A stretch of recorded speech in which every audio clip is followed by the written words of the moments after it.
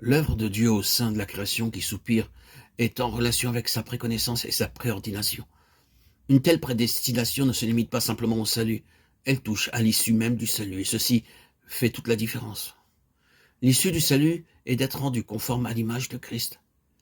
Car ceux qu'il a connus par avance, il les a aussi prédestinés, non pas à être sauvés ou perdus, mais à être conformes à l'image de son Fils. Le commencement de l'œuvre de Dieu dans la création qui soupire est l'œuvre de l'Esprit du Fils en nous. Cette œuvre nous établit en tant que fils et nous permet de crier « Abba, Père ». Cette œuvre est la préparation secrète de ces fils qui constituent la clé de la délivrance de l'état de vanité et de désappointement prédominant aujourd'hui. La création entière doit être délivrée et amenée dans le plaisir de la liberté et de la gloire des fils de Dieu. Ce résultat est l'issue de la puissance de la résurrection œuvrant en nous. Notre adoption au titre de fils nous lie à l'émancipation de cette vanité imposée à la création entière. Remarquons que la création ne doit pas être délivrée au moment de cette manifestation. La création doit, elle aussi, prendre le caractère qui définit Christ et qui sera révélé dans les fils de Dieu.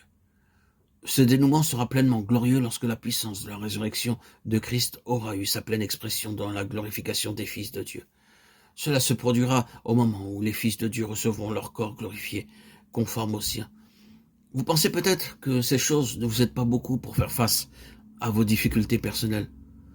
Voilà pourquoi Romains 8, 28 relie ces expériences pratiques avec l'ensemble du propos de Dieu en Christ.